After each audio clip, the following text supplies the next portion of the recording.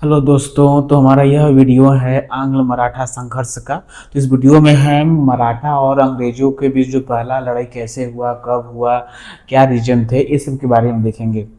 तो सबसे पहले मैं बता देना चाहता हूँ कि यह वार जो पहला है, यह वारेन हेस्टिंग के गवर्नर जनरल के टाइम में हुआ था। मतलब कि इस टाइम में गवर्नर जनरल कौन था? वारेन हेस्टिंग था, कोलकाता का गवर्नर जनरल। ठीक है, तो शुरू करते हैं हम लोग। तो यह देखिए, जो इन लोग दोनों के बीच युद्ध, ये संघर्ष चलता है, यह चलता है लगभग 45 साल, 18वीं शताब्दी के उत्तरार्ध और 19वीं शताब्दी के शुरुआत से। ठीक है, तो शुरुआत हम करते हैं पानीपत का तृतीय युद्ध के बाद से। ठीक है, जब माधवराव पेशवा बनकर बनता है। ठीक है, अब यह पेशवा बनता है 1761 से 1772 के तक इसके पेशवा रहता है। ठीक है, अब देखिए, इस मराठा के और बारे में आपको जानना है तो हमारा यूट्यूब चैनल के इस वाले में आप जाएंगे हिस्ट्री वाले प्लेलिस्ट में, उसमें ढेर सारा वीडियो मिलेगा। उसमें से एक वीडियो ये मराठा के ऊपर भी रहेगा। ठीक है, जिसमें सबको विस्तृत तरीके से बताया गया है कि माधवराव का ये कब आया, क्या रीजन, कब आया, कहाँ था, और पानीपत का तृतीय युद्ध के बारे में मैंने बताया था। आपने पिछले वीडियो मेरा देखते हुए आ रहे होंगे, तब आपको अच्छे से पता होगा। तो पानीपत का तृतीय युद्ध हुआ। ठीक है, फिर माधवराव से हम शुरू करते हैं। माधवराव, ठीक है, बनता है पेशवा, जो कि 1761 से 1772 तक रहता है। और 1772 में इसकी मृत्यु जब होती है तो इसका छोटा भाई नारायण राव पेशवा बनता है। और देखिए, नारायण राव जब पेशवा बनता है तो माधव राव और नारायण राव का, ये दोनों का एक चाचा होता है रघुनाथ राव। ठीक है, जब ये नारायण राव पेशवा बनता है तो रघुनाथ राव, जिसको हम रघोबा भी नाम से फेमस है, मूवी में आपने देखा होगा। ठीक है, तो रघोबा जो रघुनाथ राव है, यह विष देकर नारायण राव की हत्या कर देता है 1773 में। हत्या कर देता है। फिर उसके बाद जो जितने भी वहाँ के सब लोग थे एक्शन में आ जाते हैं। ठीक है, तो नारायण राव का जो नवजात शिशु रहता है, जिसको बोला जाता है माधव राव द्वितीय, और या फिर माधव राव नारायण राव के भी नाम से ये जाना जाता है। ठीक है, यह पेशवा बनता है, नवजात रहता है, तो इसके प्रोटेक्शन के लिए फडणवीस होते हैं। ठीक है, फडणवीस इसको प्रोटेक्शन देते हैं, इसको, इसकी माता को भी, जो दूती है माधवराव दूती। और जब प्रोटेक्शन इसको मिल जाता है तो सबको लगता भाई प्रोटेक्शन दिया जाता है, क्योंकि इसके पिता को राघोबा ने मार दिया था, तो जाहिर सी बात है इसको भी मार को गद्दी पे बैठना चाहेगा। ठीक है, तो राघोबा को अब प्रोटेक्शन से मिल गया तो इसका दाल गलता नहीं है, तुरंत चला जाता है अंग्रेजों के पास। ठीक है, अब अंग्रेजों के पास ये चला जाता है। अंग्रेजों के पास जाने के बाद उन्हें मतलब कि पहले तो वो मानते नहीं हैं। ठीक है, अंग्रेज मानते नहीं हैं। अंग्रेज जो अंग्रेज सरकार है बम्बई वाली, ठीक है, कोलकाता के अलग, मुंबई के अलग। तो जो बम्बई सरकार के जो अंग्रेज अधिकारी थे, इसकी बात मानते नहीं है कि यह ऐसे ऐसा, लेकिन ये लालच उनको देता है। ठीक है, कि आपको नजराना मिलेगा, आपको बेसिन, थाड़े और सालसेट, ये सब क्षेत्र आपको दिया जाएगा, बस आप मुझे पेशवा बना दीजिए। तो वो लोग मन में आ जाता है कि भाई तब अच्छी अच्छी एरिया हैं वहाँ पर, इस सब के लालच में आकर वो लोग मान लेते हैं और इससे सूरत की संधि कर लेते हैं। किससे? रघुबा से, रघुनाथ राव से क्या कर लेते हैं? सूरत की संधि 1775 में। ठीक है, अब देखिए, ये लोग लालच में आकर तो मान तो गए, लेकिन शुरू में मान नहीं रहे थे, क्योंकि जो कलकत्ता प्रेसिडेंसी है, मतलब कि जो वहाँ के सरकार है, अंग्रेज सरकार, गवर्नर जनरल कौन था? वारेन हेस्टिंग के। ठीक है, तो ये पहले ही मराठा को सिंधिया, ठीक है, याद रखिएगा, कई सारे मराठा गुट हैं, तो उसमें से सिंधिया जो थे वह मराठाओं की अंग्रेजों की तरफ से, सिंधिया मराठा, महानजी सिंधिया, ये मराठा जो उनका गुट था सिंधिया जी का, वह लड़ रहे थे अंग्रेजों की तरफ से मैसूर हैदर अली। ठीक है, मैंने पिछला वीडियो उसी में बनाया था कि आपने देखा होगा कि मराठा और हैदराबाद के जो निजाम थे वो सब अंग्रेजों के साथ थे। वो जो अंग्रेज थे, वो वारेन हेस्टिंग वाले, वो कोलकाता प्रेसिडेंसी में आते थे। ठीक है, उनका साथ देते थे। तो वो जो ब्रिटिश थे कोलकाता प्रेसिडेंसी की, ये नहीं चाहते थे कि हम मराठा से कुछ भी मोल लें या उनकी जो मैत्रीपूर्ण संबंध है वो चलता रहे। तो जैसे ही ये लोग लालच में आकर बम्बई सरकार के जो बम्बई प्रेसिडेंसी के जो थे अंग्रेज अधिकारी, ये लोग लालच में आकर सूरत की संधि कर लेते हैं 1775 में। फिर क्या होता है कि यह लोग चलते हैं सूरत की तरफ। ठीक है, यहाँ से ही सूरत की संधि होती है, यहाँ से ही प्रथम आंग्ल मैसूर युद्ध शुरू हो जाता है। 1775 से लेकर 1782 तक चलता है। ठीक है, तो इसमें कर्नल कीटिंग होते हैं, वह अपनी सेना लेकर, ठीक है, वह चल देते हैं सूरत की तरफ। और सूरत की तरफ जब ये चलते हैं तो वहाँ पर जो मराठा सैनिक रहते हैं वो इनका विरोध करते हैं। ठीक है, अब विरोध करते हैं तो 18 मई 1775 में आरस नामक मैदान में, ठीक है, आरस नामक मैदान में युद्ध होता है। ठीक है, किसके किसके बीच? बम्बई प्रेसिडेंसी के ब्रिटिश अधिकारी, ठीक है, कर्नल केटिंग जिसका नेतृत्व कर रहे थे, ठीक है, सैनिक का, और यहाँ के क्या नाम है कि मराठा के बीच होता है। जब ये बात पता चलती है कोलकाता प्रेसिडेंसी के वारेन हेस्टिंग को, तो यह इसका विरोध करता है।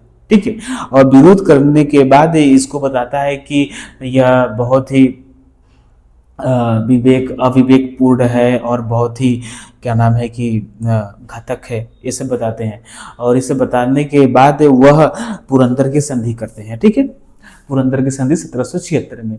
अब देखिए संधि तो हो गया, लेकिन पहले से ये लोग तो भाई जीत चुके थे। आरस के मैदान जो युद्ध मराठा और इनके बीच युद्ध हुआ, मराठा और ब्रिटिश जो थे बम्बई वाले, इनके बीच जब हुआ तो ये लोग जीत गए।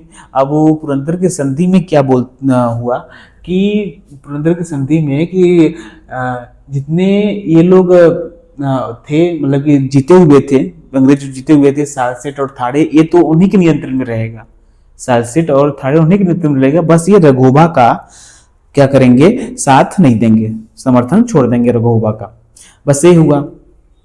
अब उसके बाद देखिए क्या हुआ। अब ये जो पुरंदर की संधि हुई थी, ये कलकत्ता प्रेसिडेंसी मतलब वारेन हेस्टिंग और पूना दरबार, ठीक है, पूना दरबार मराठों का मेन दरबार वही होता था, पूना दरबार बोला जाता है, वहाँ ये सबकी मीटिंग होती थी। तो इनके बीच हुआ। बम्बई की जो प्रेसिडेंसी थी उसके बीच नहीं हुआ, कोलकाता और यहाँ पर। तो जब पुरंदर संधि कोलकाता प्रेसिडेंसी ने कर लिया, तो मुंबई के जो प्रेसिडेंसी से वहाँ के जो लोग थे अधिकारी, वो लोग भाई नाराजगी जताएं। ठीक है, ये पुरंदर की संधि नहीं हुआ और वो लोग इसके सहमत नहीं थे। ठीक है, कोलकाता प्रेसिडेंसी के, और इसका विरोध करने लगे। बम्बई सरकार जो सैनिक थे विरोध करने लगे। अब विरोध करने की इसी के बीच जो ब्रिटिश कंपनी के डायरेक्टर थे, उन्होंने सूरत की संधि जो हुई थी रघोबा से, उसको समर्थन दिया। ठीक है, उसको समर्थन दिया, और जो पुरंदर की संधि हुई थी उसको स्वीकृति नहीं मिल दिए क्यों डायरेक्टर। अब इसी के बीच क्या हो गया कि बम्बई के जो सैनिक अधिकारी थे, ये सब थे, उनको क्या मिल गया, ताकत मिल गया कि भाई हमें सूरत की सूरत की, अब हम और करेंगे। वो तो पहले से विरोध कर रहे थे। तो बम्बई के जो सैनिक अधिकारी थे कर्नल कीटिंग, ये लोग युद्ध जारी कर देते हैं। ठीक है, अब युद्ध जब ये लोग जारी करते हैं तो यह 1779 है। ठीक है, पश्चिमी घाट का एक क्षेत्र है तिलगांव, वहाँ पर तालगांव भी किसी बुक में लिखा है, तिलगांव तालगांव दोनों एक ही है। तो वहाँ के तलगांव नामक क्षेत्र में मैदान में युद्ध होता है, जो कि पश्चिमी घाट की तरफ पड़ता है। वहाँ हुआ, यहाँ पर अंग्रेजों का क्या हुआ, हार हो जाता है। ठीक है, अब अंग्रेजों का जब हार होता है तो इसमें बड़गांव की संधि बोला जाता है। ठीक है, बड़गांव की संधि होती है हार के बाद। अब बड़गांव की संधि जब होती है तो इसमें ये बोला जाता है कि 1773 से लेकर अभी तक, मतलब कि 1779 तक, 1773 से लेकर 1779 के बीच जितने भी युद्ध में, ठीक है, ब्रिटिश जीते हैं, अंग्रेज जीते हैं मराठा के क्षेत्र को, वह वापस करेंगे। ठीक है, अब ये जितना भी ब्रिटिश क्षेत्र था मराठा से जीते हुए थे ब्रिटिश, वो लौटाना इन्हें पड़ गया। ठीक है, अब ये इन लोगों के लिए बहुत मतलब कि हानि का सौदा हुआ, घाटे का सौदा हो गया इन लोगों का। वारेन हेस्टिंग को यह बहुत अपमानजनक लग गया, उनकी बेइज्जती हो गई। ठीक है, अब वारेन हेस्टिंग इसका पुरंदर की संधि जो हुआ, बड़गांव की संधि, इसको मानने से इनकार कर देता है और युद्ध को जारी रखता है। ठीक है, अब देखिए युद्ध तो अपमान मानकर ये जारी रख दिए, लेकिन ये बहुत कठिन समय था, क्योंकि इसमें वारेन हेस्टिंग कहाँ बिजी था, मैसूर, हैदर अली टीपू सुल्तान। ठीक है, पिछला वीडियो आपने देखा होगा, तो अब डेट से याद लगा दी होगी, 1780 से 81-82, ये बहुत अच्छा टाइम नहीं था ब्रिटिशों का। क्यों? क्योंकि अमेरिका में भी जो यहाँ पर ब्रिटिश कब्जा किए हुए थे, अपना उपनिवेश बनाए हुए थे, वो लोग भी आज़ाद हो रहे थे, और उसमें अंग्रेज मतलब कि जो अमेरिका के लोग थे उनका साथ फ्रांस और ये सब दे रहे थे, तो वहाँ से भी ये लोग का दाल गल नहीं रहा था। ठीक है, परेशान थे अंग्रेज। ठीक है, और इन लोगों को पैसा भी चाहिए हो रहा था, क्योंकि वहाँ से पैसा ला करते यहाँ से इन लोग व्यापार करते थे। तो बहुत कठिन समय था इसमें अंग्रेजों का इस टाइम, और इस वजह से हार भी गया यहाँ पर बड़गांव की संधि, ऊपर से इतना सब एरिया चला गया। तो अपमानजनक फील करते हुए यह युद्ध को जारी रखता है। ठीक है, अब एक इसी जारी बीचे में एक वहाँ के कोलकाता प्रेसिडेंसी के ही एक कर्नल होते हैं गेडार्ड। ठीक है, कर्नल गेडार्ड। अब ये वारेन हेस्टिंग कर्नल गेडार्ड को, जो उसकी सबसे शक्तिशाली सेना होती है, इनके नेतृत्व में आती है। ठीक है, और आते ही इसने यहाँ अहमदाबाद पर अधिकार कर लेती है। अहमदाबाद के बाद फिर दिसंबर 1780 में बसिन पर अधिकार कर लेती है। ठीक है, अधिकार करने के बाद क्या होता है कि ऐसा लगता है कि अब तो भाई जीतते जाएंगे, तो बीच में आगे महाजी सिंधिया। ठीक है, जो कि हमेशा वारेन हेस्टिंग या ब्रिटिशों के तरफ ही रहते थे, जैसे मैसूर युद्ध में आपने देखा होगा। ठीक है, उन्होंने हस्तक्षेप किया, और हस्तक्षेप किया तो संधि हो गई एक 1782 में सलबाई की संधि। ठीक है, सलबाई की संधि होती है, और सलबाई की संधि में देखिए महाजी सिंधिया को भी मिलता है, मथुरा का जो क्षेत्र होता है, ठीक है, वो भी महाजी सिंधिया को मिलता है, और अंग्रेजों को सालसेट, एलिफेंटा, ये सब अंग्रेजों को मिलता है। ठीक है, वे बीच में कराए, वैसे खुद ही युद्ध में घाटा हो ही रहा था, उसका ज़्यादा पैसे थे नहीं ब्रिटिश के पास, सोचते कि महाजी सिंधिया के बीच में लाओ और फटाक से संधि कराओ। ठीक है, क्योंकि वो हार ही रहे थे, वो संधि कर ही लेंगे मराठे वाले। तो सालसेट और एलिफेंटा क्या हुआ अंग्रेजों का, और महाजी सिंधिया बिचौलिया बनकर जो कराए संधि, उनको मिलता है यमुना।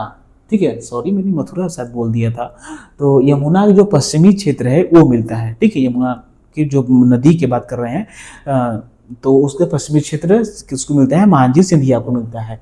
ठीक है, ये याद रखिएगा। अब देखिए जब ये सालसेट की संधि हो जाती है, अरे सॉरी सलबाई की संधि हो जाती है, तो जो जी रहते हैं, जो प्रोटेक्शन दे रहे थे किसको, माधव नारायण।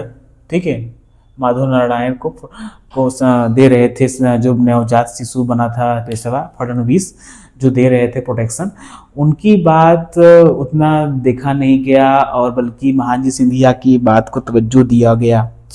ठीक है, क्यों तवज्जो दिया गया महाजी सिंधिया को और फडणवीस को नहीं दिया गया, इन सब की पूरी जानकारी आपको मिलेगी मराठा के जो मैंने वीडियो बनाया है उसमें। ठीक है, तो फडणवीस की बात ना सुनकर महाजी सिंधिया की बात सुना गया, और वहाँ पे क्या नाम है कि सलबाई की संधि हो जाती है। ठीक है, अब इन दोनों को बीच में इनके फडणवीस और सिंधिया के बीच में प्रभावशालीता का द्वंद्व शुरू हो जाता है, यदि मैं आपसे ज़्यादा प्रभावशाली हूँ, जो पुना दरबार और पेशवा के ज़्यादा ताल्लुक़ रखता हूँ, ठीक है, फडणवीस नहीं रखते हैं आप, ऐसा वाला द्वंद्व शुरू हो जाता है। और देखिए मैं आपको एक और बात करता हूँ, जो फडणवीस है इनको मराठों का मैकियावेली कहा जाता है। ठीक है, मैकियावेली।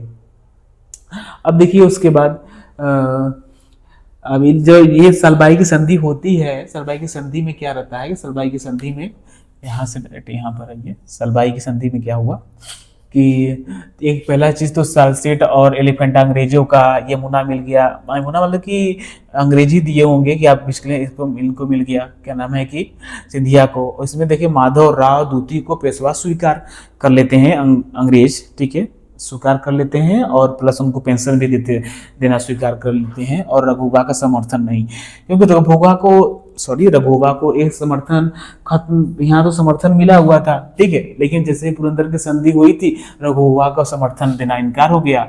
लेकिन जैसे ही सूरत की संधि को स्वीकार किया डायरेक्टरों ने, ठीक है, डायरेक्टरों ने सूरत की संधि को स्वीकार किया, वैसे फिर से दोबारा रघुबा को समर्थन मिल गया, ठीक है। तो फिर यहाँ दोबारा रघुबा को समर्थन नहीं देते हैं, ठीक है, और इसको पेंशन देते हैं और माधवराव द्वितीय को पैसा स्वीकार कर लेते हैं, ठीक है।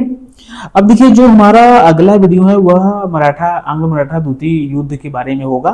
तो थोड़ा सा बेसिस देखिए क्या होता है कि ये जो इन लोगों के बीच द्वंद्व प्रभावशीलता के चल रहा था, ये लोग मर जाते हैं, और ये क्या नाम है कि नई पीढ़ी आ जाती है, होलकर, भोसले ये सब आ जाते हैं, बाजीराव द्वितीय आ जाते हैं, ठीक है। अब देखिए माधवराव क्या नाम है कि ये जो मैंने एक बताया कि क्यों साल फडणवीस की बात नहीं सुना जाता है, फडणवीस नाम है, इनकी बात नहीं सुना जाता है क्योंकि बूढ़े हो गए होते हैं, और सब ये ज़्यादा हर एक मामले में इंटरफियर करते रहते हैं, जबकि जो पेशवा है वह बड़ा 17 साल का 16 साल का हो गया रहता है, वो अपने डिसीजन मेकिंग कर सकता था। और पेशवा की एक फैमिली होती थी उस टाइम, और होती ही है, मतलब कि रहती है, और वही इसके डिसीजन मेकिंग में बहुत ज़्यादा सहायता करती है, ठीक है। इसलिए ऐसे हुआ। पूरा वीडियो जब मराठा वाला देखेंगे तो वो पता चल जाएगा। धन्यवाद, लाइक से सब्सक्राइब कीजिएगा। मिलते हैं नेक्स्ट वीडियो में।